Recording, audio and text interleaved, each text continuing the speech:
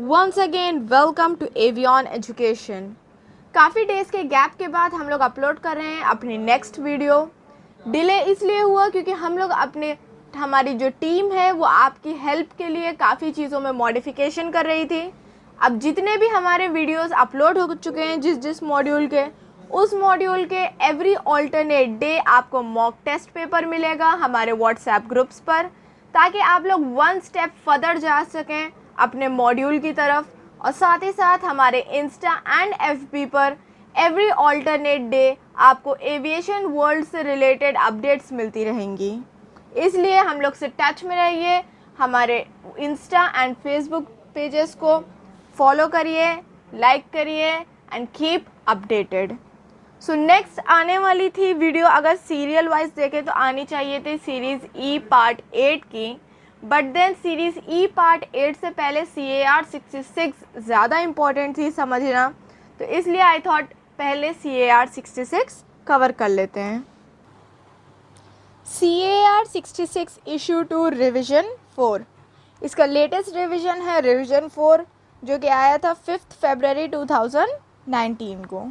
ये CAR deal करती है with licensing of aircraft maintenance engineers. पहले देख लेते हैं ये CAR 66 एक्चुअल में इंट्रोड्यूस क्यों हुआ। ये CAR 66 इंट्रोड्यूस हुआ था ताकि जो हमारा इंडियन लाइसेंसिंग पैटर्न था उसको विद इंटरनेशनल पैटर्न हार्मोनाइज किया जा सके, तो इसलिए ये CAR 66 इशू हुआ। तो इस CAR 66 के पहले फ़ीचर्स देख लेते हैं कि क्या क्या फ़ीचर्स, क्या क्या चीज़ें हम लोगों को इसमें देखने को मिलेंगी। ये जो CAR है ये ड्राफ्ट हुआ था विद करंट रूल 61। रूल 61 डील करता है with licensing of an aircraft maintenance engineer and to harmonise the licensing system with EASA part 66। इस CAR में सारी डिटेल्स, सारी रिक्वायरमेंट्स जो चाहिए होती हैं to obtain an AME licence वो सब मेंशन्ड है। साथ ही साथ में कंडीशंस फॉर वैलिडेशन मेंशन्ड है, वैलिडिटी मेंशन्ड है कितने टाइम के लिए होती है। और पहले जो पेपर्स होते थे लाइसेंसिंग के लिए, पेपर 1, पेपर 2, पेपर 3 जो होते थे, अब वो कन्वर्ट हो चुका है पैटर्न इनटू मॉड्यूलर पैटर्न। तो सारे मॉड्यूल्स की डिटेल्स इसमें मेंशन्ड है, पूरा सिलेबस मेंशन्ड है, मार्किंग स्कीम मेंशन्ड है, और साथ ही साथ में क्या टॉपिक्स की क्या प्रायोरिटी है वो भी इसमें मेंशन्ड है। और पहले जो है airframe, engine, electrical, instrument and radio system के लाइसेंसेस सेपरेटली मिलते थे, बट अब ये लाइसेंसेस की कैटेगराइजेशन भी चेंज हो चुकी है। साथ ही साथ में जो एयरक्राफ्ट टाइप रेटिंग एग्जामिनेशन होता है, जो टाइप ट्रेनिंग एग्जामिनेशन होता है एक AME का, उसके दोनों थियोरेटिकल एंड प्रैक्टिकल एग्जामिनेशन के जो सिलेबस होता है, किस तरह से होना है, क्या क्या रिक्वायरमेंट्स हैं, वो इसमें मेंशन्ड है। और जो AME लाइसेंस CAR 66 इंट्रोड्यूस होने से पहले मिले थे, इशू हुए थे, उनको विथ या विदाउट कंडीशन कन्वर्ट करना है इनटू CAR 66 पैटर्न, उसका भी प्रोसेस एंड रिक्वायरमेंट्स इसमें मेंशन्ड है। सो जनरल में अगर देखा जाए तो इसमें वही चीज़ बताई गई है कि जो इंडियन रिक्वायरमेंट्स को इंटरनेशनल रिक्वायरमेंट्स के साथ हार्मोनाइज करना था, इसलिए ये इशू हुई। CAR 66 रिविजन 0 इंट्रोड्यूस हुई थी on 11 November 2011 on the basis of amended rule 61, जो 6th अमेंडमेंट था उसमें। ये CAR 1 जनवरी 2012 से इफ़ेक्टिव हुई। हाउएवर जो requirement CAR section 2 series L के थे वो कंटिन्यू हुए till notified by director general, ताकि इजी स्मूथ ट्रांजिशन हो सके पहले के पैटर्न से टू CAR 66 पैटर्न। हम लोग जानते हैं कोई भी चेंजेस सडन नहीं होता है, थोड़ा टाइम लेता है।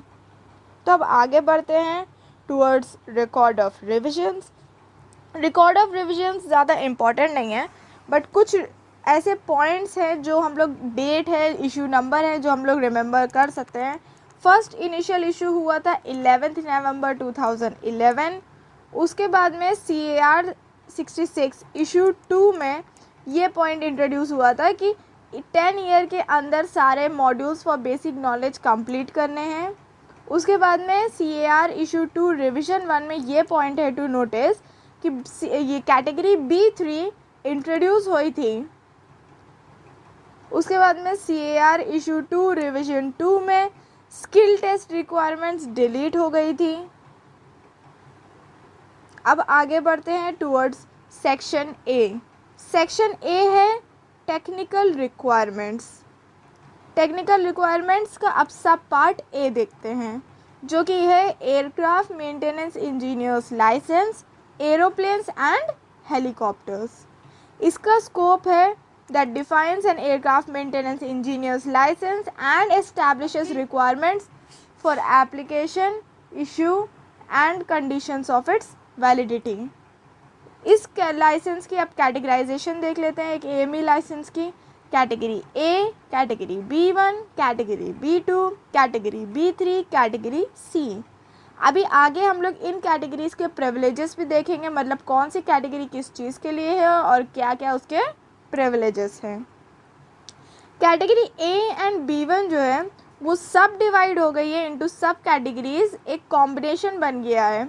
तो देखा जाए A1 एंड B1.1 है aeroplanes turbine, A2 and B1.2 है aeroplanes piston, A3 and B1.3 है helicopters turbine, A4 and B1.4 है हेलीकॉप्टर्स पिस्टन। जो कैटेगरी B3 है वो एप्लीकेबल है to piston engine non pressurised aeroplanes of 2000 kg maximum take off mass and below. यहाँ पे important है। अब बढ़ते हैं एयरक्राफ्ट ग्रुप्स का। जो रेटिंग्स होती है कि AME लाइसेंस की, वो इसमें क्लासिफाइड होती है इन 3 groups, group 1, group 2, group 3। Group 1 में कॉम्प्लेक्स मोटर पावर्ड एयरक्राफ्ट आते हैं, मल्टीपल इंजन हेलीकॉप्टर्स आते हैं, aeroplanes with maximum certified operating altitude exceeding FL290 आता है, aircraft equipped with fly by wire systems and other aircraft requiring an aircraft type rating when defined so by the DGCA। Group 2 में वो aircraft आते हैं जो कि group 1 में नहीं आते हैं एंड इन सब ग्रुप्स में बिलोंग करते हैं। ये भी इम्पॉर्टेंट है।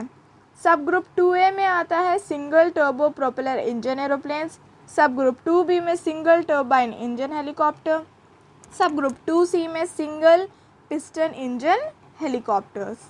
ग्रुप 3 में पिस्टन इंजन एरोप्लेन्स आते हैं, वो जो ग्रुप 1 में नहीं आए थे।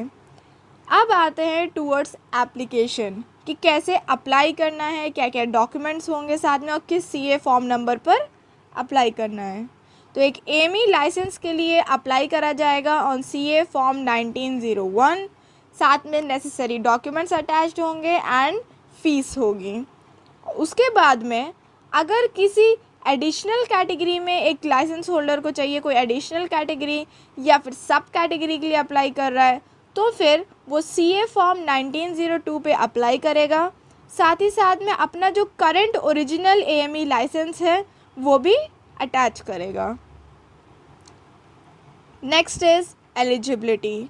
एलिजिबिलिटी इज़ 12th एग्जामिनेशन दिया हुआ हो, 10+2 हो in physics, chemistry and maths from recognised board और यूनिवर्सिटी और इट्स इक्विवेलेंट। इसमें कोई परसेंटेज मेंशन्ड नहीं है। उसके बाद में applicant for AME licence at least 18 years of age होना चाहिए। ये क्वेश्चन बहुत बार रिपीट होता है, अक्सर इसमें लोग कंफ्यूज हो जाते हैं बिटवीन 21 ईयर्स एंड 18 ईयर्स। अब आता है प्रिविलेजेस। अब देखेंगे हम लोग category A, B1, B2, B3 and C किसके क्या प्रिविलेजेस हैं, क्या क्या वर्क ये लोग कर सकते हैं और किस किस के लिए सर्टिफिकेट फॉर रिलीज इशू कर सकते हैं। So category A's licence holder जो होते हैं वो certificate for release to service after minor scheduled line maintenance and simple defect rectification के लिए इशू कर सकते हैं। एंड एक चीज़ और है, ये उसी के लिए सर्टिफिकेशन प्रिविलेजेस है इनके लिए, उस काम के लिए जो ये खुद से करते हैं और जिसके लिए ऑर्गेनाइजेशन ने इनको ऑथराइजेशन दी हुई है। यानी ये बहुत माइनर वर्क करते हैं एंड लाइन के ऊपर वर्क करते हैं। Next is category B1 licence holder.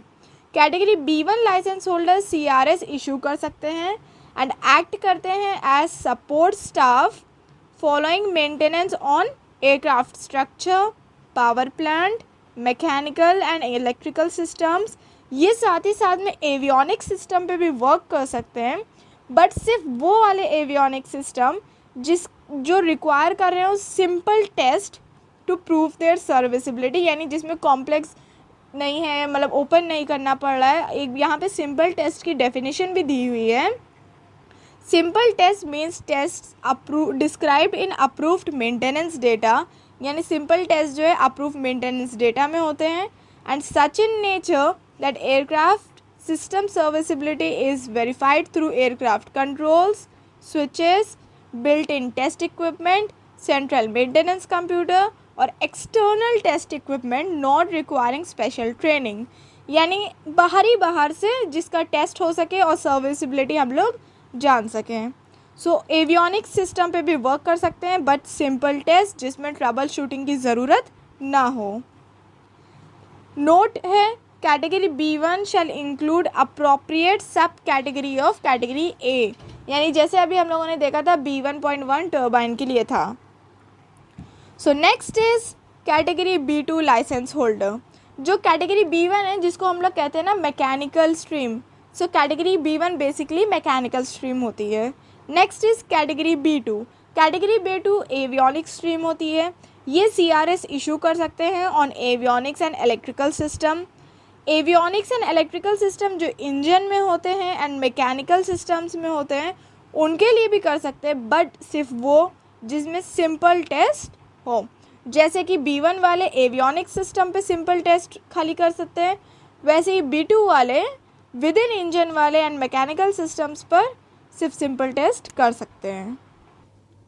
Category B2 licence holder जो होते हैं वो CRS after scheduled line maintenance भी इशू कर सकते हैं, और अगर सिंपल डिफेक्ट रेक्टिफिकेशन करते हैं, बस प्रोवाइडेड ये है कि वो काम जो उन्होंने खुद से किया हो जिसके लिए उनको ऑथराइजेशन मिली, सिर्फ उसके लिए वो CRS इशू कर सकते हैं।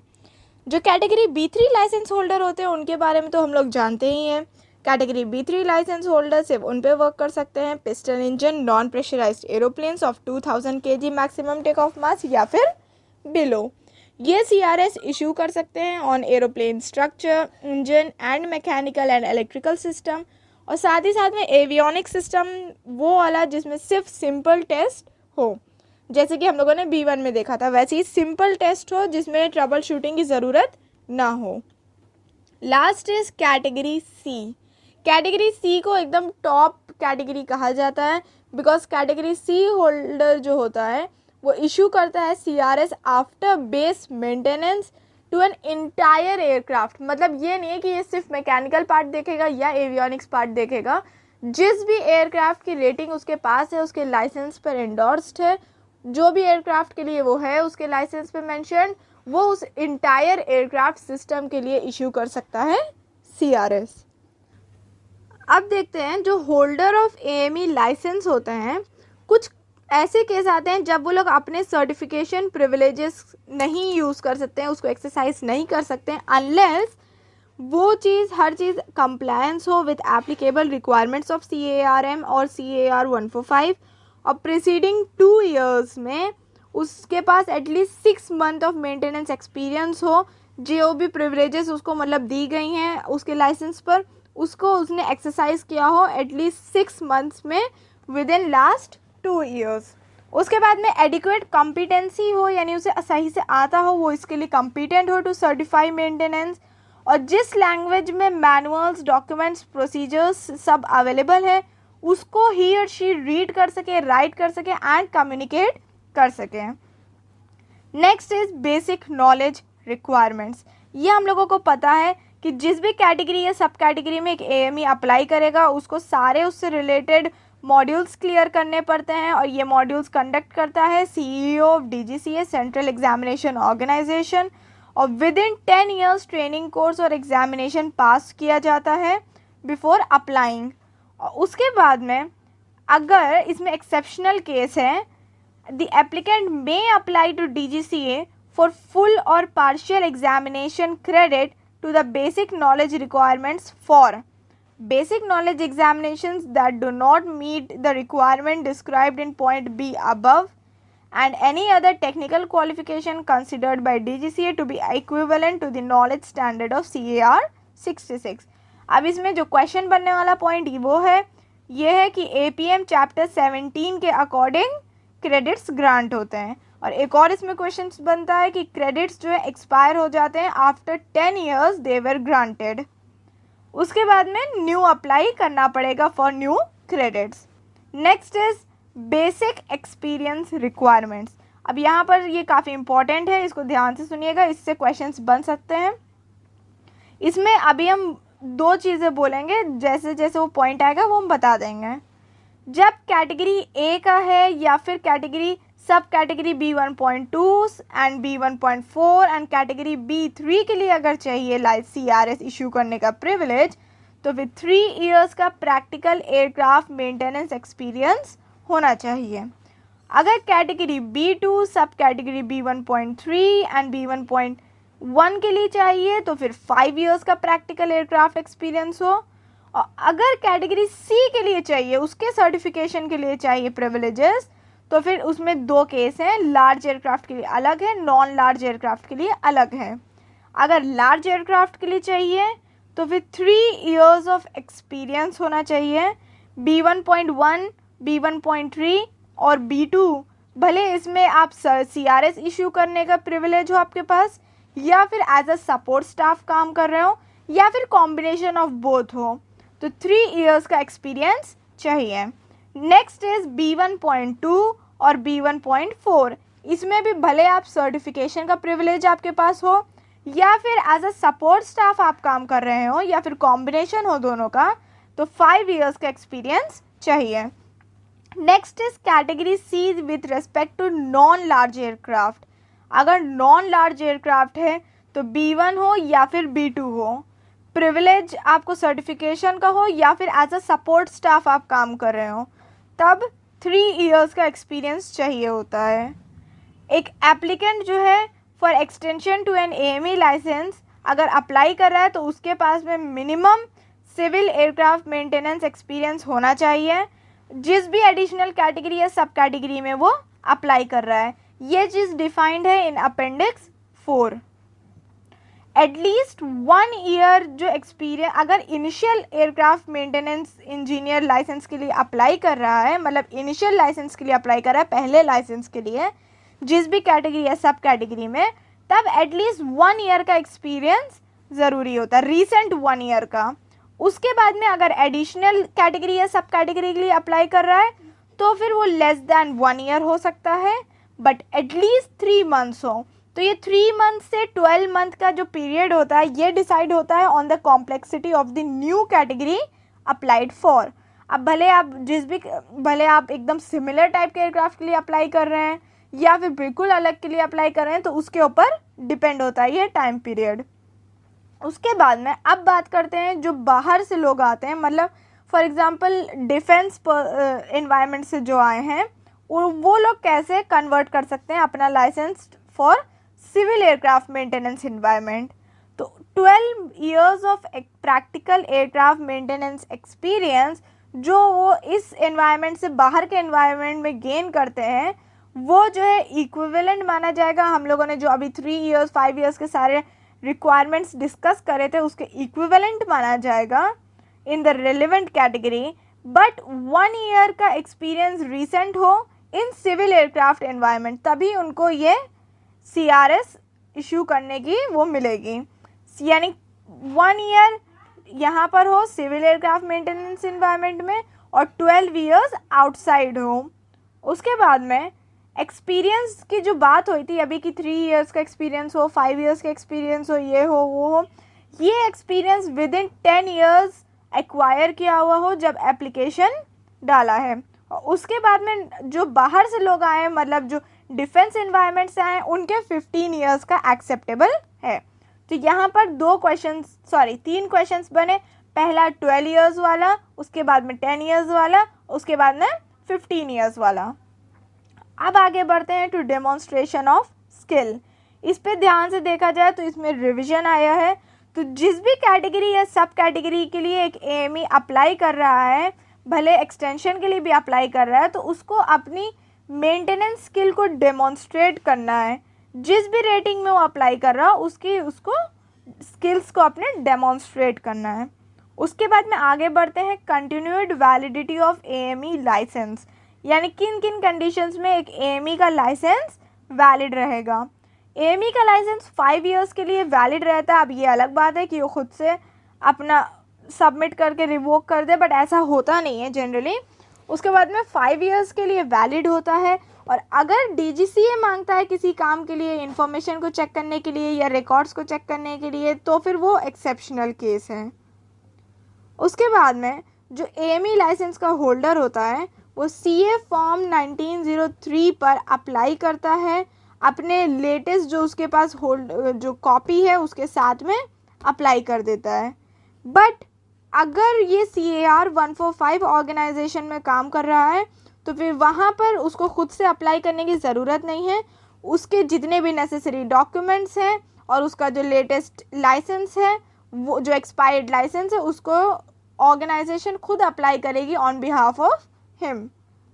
तो इसमें ये क्वेश्चन बना कि सीए फॉर्म 1903 पे अप्लाई करते हैं फॉर एएमई के लाइसेंस के रिन्यूअल के लिए। अपेंडिक्स 5 को ध्यान से देखेगा, उसमें सारे फॉर्म नंबर्स लिखे हुए हैं विद देयर टाइटल, उसको लर्न कर लिएगा, उससे 1-2 क्वेश्चन आ ही सकते हैं। उसके बाद में जब लाइसेंस इनवैलिड हो गया, मतलब एक्सपायर हो गया है, सर्टिफिकेशन प्रिविलेज भी इनवैलिड हो जाते हैं, यानी उस टाइम पे आप किसी भी एयरक्राफ्ट को सर्टिफाई नहीं कर सकते हैं। AME license is only valid when issued and or changed by DGCA and when the holder has signed the document. Endorsement with aircraft rating से कंटिन्यू करेंगे हम लोग कल। आज के लिए इतना ही बहुत था। एक बार पूरी CAR 66 को जितना समझाया है आज एक बार रीड कर लिएगा। जितने भी इम्पोर्टेंट पॉइंट्स थे वो सारे स्ट्रेस किए हैं वहाँ। अगर आपको every alternate day mock paper चाहिए DGCA का तो फिर हमारे व्हाट्सएप ग्रुप को ज्वाइन करिए, लिंक डिस्क्रिप्शन में दी है। और अगर आपको हाईलाइटेड PDF चाहिए तो फिर हम लोगों को इंस्टा या फिर FB पर DM करिए। और साथ ही साथ कोई भी डाउट हो तो फिर कमेंट सेक्शन में ड्रॉप कर दिएगा। We will try to clear it as soon as possible. Thank you very much.